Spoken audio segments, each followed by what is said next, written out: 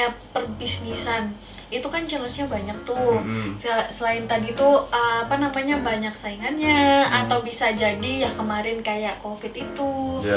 Jadi kita ke depannya sih mungkin kita nggak tahu sih bakal kayak gimana. Nah, dengan naik turunnya itu gimana sih kalian caranya untuk bertahan?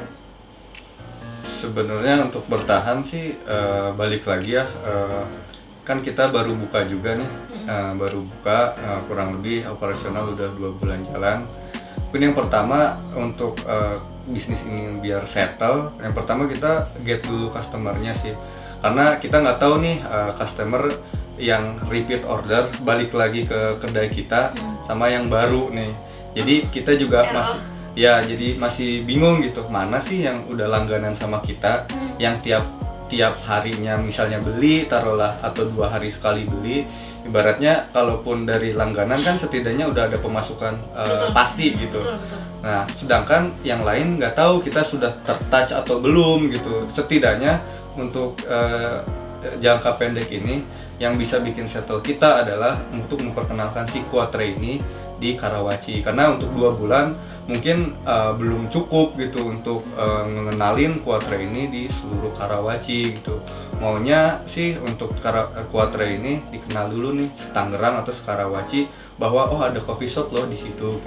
Jadi walaupun ya banyak saingan, tapi kalau misalnya memang pengunjung kalian itu memang suka dan kesana terus, ya harusnya nggak masalah lah ya. Jadi minimal ada 30 orang yang memang selalu kesana karena ambience-nya enak, karena memang tenang dan seru juga di sana. Jadinya apapun yang terjadi mereka bakal datang terus. Ya, dan di samping itu juga perbaikan dari kualitas juga sih. Misalnya balik lagi, kita juga riset juga nggak waktu sebelum buka, tapi pas running usahanya pun kita juga riset gitu. Misalnya ada komplain lah atau segala macam, karena banyak aja gitu, ada misalnya 1 minggu awal, sebulan awal yang komplain itu ada aja gitu, baik via online atau teman-teman kita atau via ngomong langsung. By online tuh maksudnya? Enggak sih, misalnya jam operasional harusnya bukanya jam segini, tapi belum buka ya, yang kayak minor kayak gitulah. Sebenarnya kecil, tapi kalau dibiarin kan nanti juga impact-nya kan gede juga gitu. Benar. Jadi sambil jalan ya sambil juga trial error. Kita pun belum bisa bilang ini sudah settle belum, karena ini proses baru 2 bulan, masih tahap belajar, masih tahap benerin juga. Ya untuk memperbaikan juga gitu ke depannya supaya settle lah nih bisnis gitu. Nah, mayoritas orang yang komplain tuh pakai apa? Pakai WhatsApp kah? Atau memang kalian punya kayak Google Form?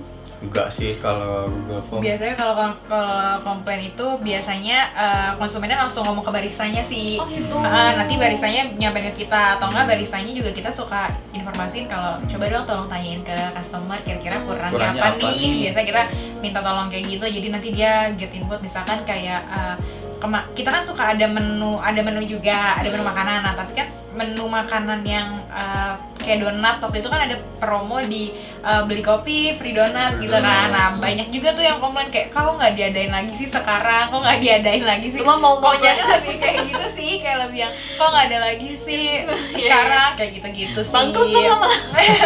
Kalau promo terus. Ya itu kita nyoba-nyoba, oke, coba paket bundling, beli kopi dapat donat. Oh ternyata rame nih pada tertarik semua. Oke, terus kita ganti lagi makanannya ini misalnya waktu itu French fries. Oh French fries juga nggak terlalu ini nih. Terus coba masukin kebab. Oh kebab ternyata banyak juga nih peminatnya. Sambil kayak gitu sambil berjalan tuh kita pengen tahu nih karakter konsumen tuh sebenarnya yang kayak gimana sih yang mau itu. Maksudnya risetnya kayak gitu. Kadang behaviornya kan berubah-ubah ya. Kadang pengennya ini, terus nantinya apa gitu. Jadi itu juga kita belajar juga gitu untuk analisa konsumen tuh di pasar, di market tuh maunya apa sih gitu. Kalian punya target konsumen nggak sih? Kayak target umurnya, range umurnya, atau mungkin lebih banyak pelajar atau lebih banyak karyawan? Kalau target spesifik sih pengennya semua kalangan. Cuman untuk yang memberikan feedback ya, double feedback lah. Yang pertama feedbacknya udah pasti profit ya, dia bayar kopi, bayar makan. Yang kedua kalau untuk target khusus ya paling yang milenial lah, pelajar sampai dengan mahasiswa mungkin atau karyawan-karyawan baru. Yang dimana kalau memang mereka datang ya zaman sekarang kan pasti update kan, pasti update dan punya tempat pun kebetulan ya adalah spot-spot foto tertentu ya ibaratnya double feedback buat kita. Yang pertama marketing secara tidak langsung, dia update snapgram, story segala macam. Yang kedua profit ya dari sales tadi, dari pembelian kopi atau makanan. Tapi kalian kepikiran nggak sih bikin promo-promonya kalau misalnya mereka update? Jadi kalau misalnya mereka update ada gratis es krim. Dulu tuh pernah ada sushi gitu, resto sushi di Bandung. Jadi kita kalau misalnya upload es krim kita upload makanan, nanti kita dapat es krim. Yang penting di tag tempatnya, tempat makannya. Ya itu juga sambil pengen kepikiran juga sih, kayak diskon berapa persen segala macem. Tapi lagi develop juga karena kita nggak tahu nih, kan ada menu banyak. Kita cari yang priority, yang paling banyak dibeli. Yang mana yang mau di-selling. Taruh misal es kopi susu. Yang es kopi susu nih yang jadi favorit misal. Ya udah kita touch aja nih ke es kopi susu supaya orang kalau beli es kopi susu dapat gratis promo gitu. Jadi banyak lagi develop juga, lagi analisa juga produk mana sih yang paling banyak dibeli gitu supaya kita masukin diskonnya atau promonya juga masuk gitu ke mereka. I see. Jadi lebih kebanyak ini sih kayak gak langsung analisa gitu sih kalau di kita sih. Nah, pernah nggak sih kalian itu pas mau buka itu tuh kayak kok ada aja masalah gitu, entah kalian itu menghadapi masalah personal atau ada masalah yang kita hadapin pertama itu udah mau buka, udah mau ready dan ternyata AC kita rusak. Dan bukan cuma AC, kulkas kita juga rusak. Jadi entah nggak tahu kenapa udah mau opening 1 hari sebelumnya itu AC rusak, nggak dingin, dan kulkas juga mati total. Jadi memang kalau dibilang usaha ada aja. Itu Hamin berapa ya? Hamin 1 AC tiba-tiba udah dipasang. Gak masalah. Tuh, dan AC tiba-tiba mati. Kulkas untuk nyimpen susu segala macam rusak. Kalau kulkas lebih parah, udah rusak banget. Kalau AC masih bisa diservis waktu itu. Dan orang untungnya masih garansi, jadi dia masih mau datang lagi. Tapi si kulkas yang udah nggak bisa sama sekali. Jadi gimana, kalian harus beli? Atau kalau kulkas ya karena memang di situ banyaknya kayak susu segala macam bahan baku dibutuhin akhirnya jadi harus ekstra itu ya itulah yang pengeluaran tak terduga itu kalau usaha tuh berarti harus itu ya, memang harus dipersiapkan pengeluaran tak terduga terutama di awal-awal ya. Kalau misalnya konflik secara personal kayak gitu juga ada aja, misalnya paling ke SDM sih, kayak misal punya karyawan. Biasanya sih kalau kita ke berempat sih alhamdulillahnya baik-baik aja. Tapi ke SDM kalau gesekan ada perbedaan pendapat mah wajar, kan bedain apa. Tapi yang penting win-win solution. Ya, pasti win-win solution, dan apa-apa pasti kita rundingin dulu.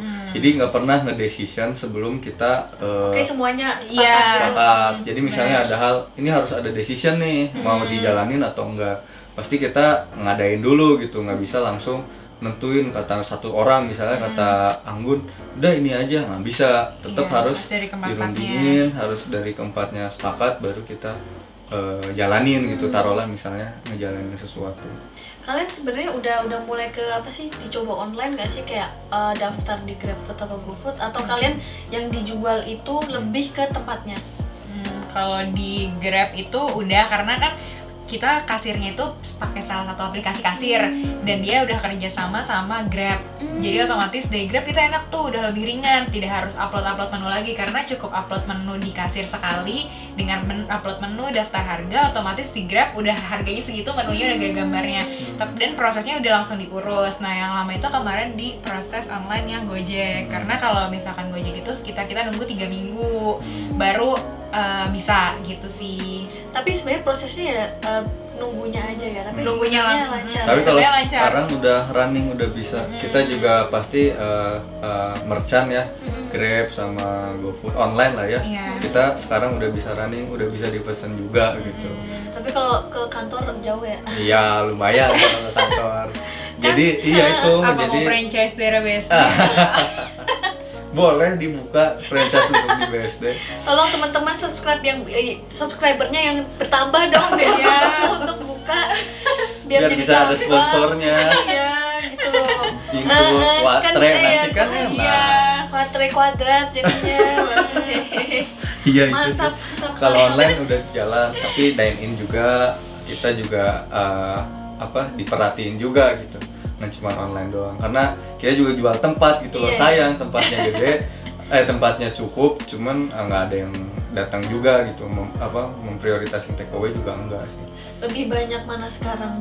Kalau sekarang sih masih yang dine in, yang makan di tempat udah mulai, karena alhamdulillah juga ada banyak spot foto gitu kan untuk di coffee shopnya itu sendiri. Jadi banyaknya ke coffee shop kita buat foto juga gitu. Kadang datang tuh foto dulu gitu, belinya nggak tahu beli nggak tahu enggak gitu. Ya belilah Yang penting pasti. masuk dulu. Yang penting in mana ya minum yang paling murah ya. Ya, benar. Beli satu, ya kan nongkrongnya 3 jam. Iya. Kalau tipe-tipe pelanggannya kayak gini Kayak- udah rugi. Kayak gini rugi nih. Beli mana yang paling murah ya? Gak usah pakai es.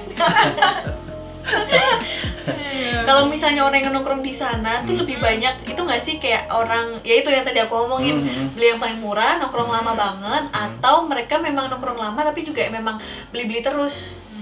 Macem-macem ya. Macam-macam, tapi kebanyakan yang kita dapat alhamdulillahnya kalau datang ke sana biasanya bawa teman.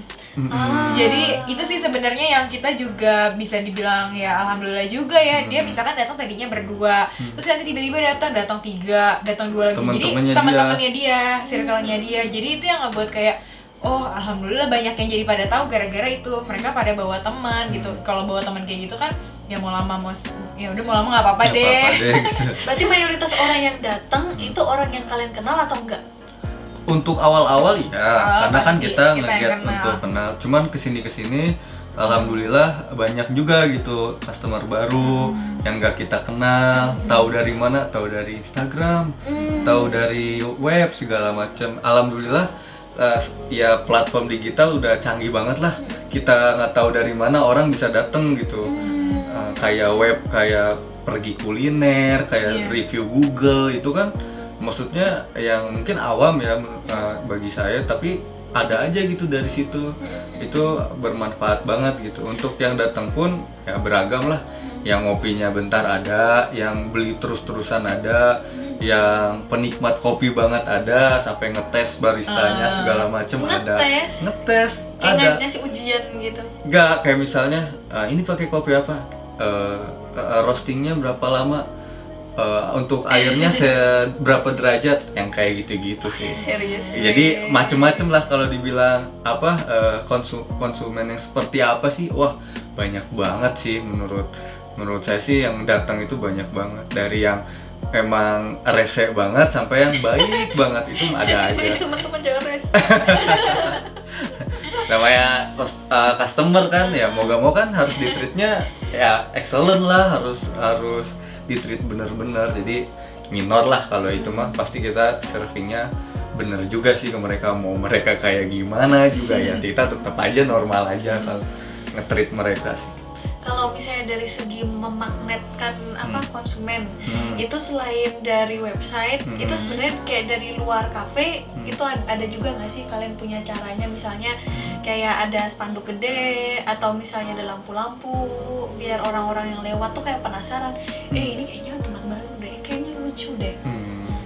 Kalau sementara sih untuk tempat kita pakai nama aja sih, papan nama besar, Quatre Coffee. Kalau kayak tadi bilang misalnya pamflet segala macam belum, tapi kita get memagnetannya itu dengan event. Misalnya event kemarin sih ada omongan misalnya band mau launching nih, mau launching single atau album segala macam. Nanti diarahkannya launching di Quatre. Jadi itu otomatis nanti di si bandnya itu akan launching misalnya single bla bla bla bla, venue-nya di Quatre. Otomatis mungkin band-band, meskipun bandnya masih lokal, masih indie, masih skalanya kecil, setidaknya Dia punya fans mereka yang di Karawaci ke situ gitu. Padahal memang intinya itu mau lihat bandnya, tapi kan secara langsung venue-nya nih kopi nih. Ya masa kali nggak beli sih kopinya gitu. Itu terus yang kedua kita get juga sama misalnya kerja sama band, misalnya mau dibuat kemarin itu video klip musik video. Dia minta tolong mau nyewain segala macam, karena kita kan belum profesional, maksudnya ya udah dirundingin segala macam, ya sudah paling minimal order aja berapa, silahkan pakai tempatnya, toh nggak dikasih charge segala macam. Gitu. Ya sudah, jadi saling feedback lah, dia dapat tempatnya, kita juga dapat charge juga, nggak cuma make doang tapi gak jajan gitu misalnya. Jadi kayak gitu. Terus yang terakhir mau ngadain event juga nanti per akhir tahun, thrifting. Event akhir tahun thrifting itu kayak cari baju-baju langka, baju-baju bekas tapi yang masih branded gitu. Jadi thrift shop gitu ya? Ya, thrifting, lokasinya di situ, di coffee shop. Kayak garage sale berarti. Ya, kayak garage sale. Jadi yang gitu-gitulah kita nariknya kalau udah anak muda gini nggak bisa kayak main konvensional, main yang ngedirect gitu, spanduk itu udah nggak bisa, mainannya udah main event gitu. Mau gitu. Memang untuk attracting anak-anak muda sih. Iya. Jadi itulah kalau zaman sekarang rada cara-caranya unik-unik gitu. Harus pakai event kadang-kadang. Jadi memang benar-benar harus kreatif ya teman-teman. Ini tuh caranya tuh macam-macam marketingnya dari tadi obrolannya. Jadi dari mouth to mouth iya, dari Instagram iya, pakai Instagram promosi. Iya, pakai Instagram promosi juga. Jadi benar-benar orang-orang yang suka scrolling di Instagram yang memang hobi kopi, ya itu akan muncul teman-teman kalian. Otomatis. Bener, terus teman-teman kalian juga yang datang itu kan pasti juga update. Habis itu kalian juga ngadain event musik terus habis itu nanti ada thrifting juga. Jadi bener-bener banyak lah caranya. Semuanya kita coba. Semua dicoba aja gitu. Iya. Mau nggak mau. Iya, juga dari kualitas juga selalu diperbaiki. Ya, pasti gitu. Dan yang pasti yang paling keren tuh kalian open mind untuk terima kritik. Iya, kan ada beberapa orang yang dikritik terus malah jatuh, malah kritik balik orangnya, lalu datang ke sini kok lu malah komplain sih. Jadi kalian justru malah itu jadi bahan perbaikan kalian. Dicontoh ya teman-teman. Nah, kalau misalnya nih teman-teman yang nonton itu kayak mau buka usaha juga, nah ada saran nggak buat teman-teman di sana untuk kayak kalian wejangan untuk teman-teman di sana? Kalau wejangan sih kita juga maksudnya nggak kasih wejangan sih, lebih ke tips aja. Boleh. Tips atau trik lah untuk buat usaha di awal-awal gitu, khususnya young entrepreneur lah ya, maksudnya masih muda gini gitu ya. Mungkin yang pertama kan namanya anak muda kan pasti jiwanya semangat, pengen ini langsung jebret hampir mendekati nekat gitu ya. Yang bilang usaha kan itu lu ya masa muda ya. Kalau usaha kan katanya udah nekat aja, langsung aja buat, peduli nanti gini-gininya. Coba dirubah gitu mindsetnya, boleh nekat tapi terplanning, terstruktur. Misal mau buat usaha harus ada yang namanya untuk zaman sekarang risetnya, analisanya, analisa kompetitor, analisa segi market. Nah itu mungkin simple ya, tapi yang itu krusial banget gitu untuk menentukan gitu, kedepannya kita mau usahanya kayak gimana gitu. Oke lah, misalnya kalau ini kan contohnya coffee shop. Ya coffee shopnya mau coffee shop yang seperti apa gitu. Kalau diajarin di kantor kita kan why-nya itu harus sampai why sampai terjawab gitu. Itu beneran ke apa? Dipraktekkan ya. Kepraktekin apa sih why kan dulu sampai kayak why tapi kenapa gitu. Ternyata di dunia usaha ini harus penting banget. Why harus ini, why harus itu. Jadi analisa gitu, nggak mungkin kita ya udah bikin aja asal-asalan gitu. Ya itu nggak gitu juga gitu. Jiwa muda boleh, tapi harus terstruktur, terplanning, jelas tujuan reach goalnya seperti apa segala macam. Dan jangan lupa trial error juga, harus menerima kritik yang tadi Ajeng bilang. Trial, kalau memang misalnya banyak kekurangan ya sudah gitu, itu kan namanya kekurangan ya pasti harus ditutupi, harus diperbaiki. Untuk kelebihannya harus tetap dipertahankan. Paling itu aja sih kalau yang terutama kalau misalnya berhubungan dengan modal besar ya. Nah, itu kan harus hati-hati. Itu benar. Jadi kalau bisa kan gini Jeng, ada juga pelaku usaha itu punya modal doang untuk jalanin usaha, bebas lah terserah yang menjalankan gitu. Ya itu tadi ya, kalau bisa ketika punya modal juga kalau bisa harus turun juga. Harus turun, tahu mekanismenya atau prosesnya atau operasionalnya. Karena kita bakal tahu gitu nanti karyawan kita tuh seperti apa, ada main atau kalau misalkan kita lepasin gitu aja sewaktu-waktu si karyawan kita itu resign atau gimana, justru malah kalian kitanya yang akan kelabakan nantinya. Untuk di awal pasti capek, namanya usaha, apalagi punya kerjaan ya. Emang harus ekstra keras di awal. Ekstra keras di awal, kerja, abis kerja ngurusin usaha gitu. Tapi lambat laun ya udah jadi activity, jadi habit sehari-hari, di jalannya juga di enjoyin aja gitu. Jadi jangan susah gimana sih gimana. Iya bener, awal-awal ya ini lagi, tapi lama-kelamaan oh iya belajar, oh ini, oh itu. Dit, misalnya kopinya gini, ya namanya orang apalagi masih muda kan, wah lu kopi gua lu gini, ya maksudnya nggak gitu juga gitu, kadang kan ya anak muda lah namanya, tapi harus menerima gitu. Dibilang nggak enak tuh harus udah siap. Lu dibilang produk lu jelek, dibilang produk lu gak enak, itu harus siap. Karena apa? Karena kalau nggak siap ya udah, mungkin dari segi mental tadi kata Ajeng, PD-nya kurang segala macam, itu balik lagi jadi bumerang gitu. Coba kalau kita menerima kan, oh berarti ada kurang nih, perbaikannya seperti apa segala macam. Iya. Jadi yang gue dapet nih kuncinya ada 2. Yang satu adalah analisa, yang kedua adalah jangan baperan. Bener ya? Iya. Oke. Ada lagi yang mungkin tips dari Anggun? Kalau dari aku sih paling kalau kita udah berani memulai, kita harus konsisten, jangan bosen. Pasti kendala mah pasti ada aja, harus tetap optimis dan yakin kalau misalkan usaha kita itu pasti bisa berhasil. Itu sih bener-bener jadi optimis, walaupun pasti kan ada aja pasti masalah ada aja. Gitu ya, tapi ya jangan menyerah dulu, coba dijalani terus dan tetap harus konsisten. Thank you so much teman-teman sudah datang hari ini. Iya loh, terima kasih nih. Saya dan viewers itu banyak belajar loh dari teman-teman. Masih banyak di luar sana yang lebih mah. Kita mah pelaku baru aja. Masih newbie kita masih kecil-kecilan. Oke.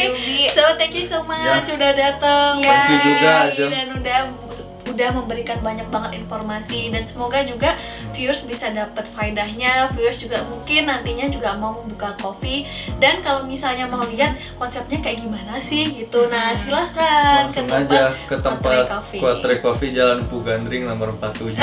Ada Instagramnya kok. Ada Instagramnya. Ada di bawah. Nanti di bawah sini, bukan di sini, tapi di bawah sini. Ada di bawah sini teman-teman. So thank you so much kalian. Dan kita ketemu lagi nanti di segmen dan episode berikutnya. Bye.